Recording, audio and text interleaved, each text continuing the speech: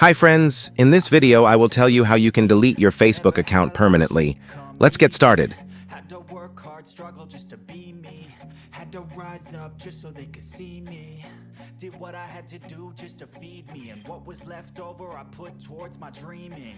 But the only thing in life that has meaning are the things you gotta work for, believe me.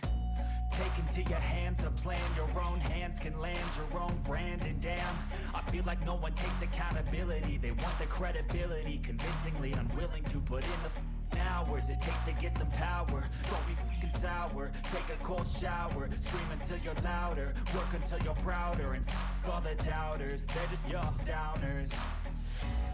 I swear to God they all let me down. I always fought just to wear the crown. I'm off at these fucking clowns who were all taught they deserve an ounce. It's only worth it if you work for it. It's only worth it if you work for it. I won't stop till they hear me now. I won't stop till I wear the crown.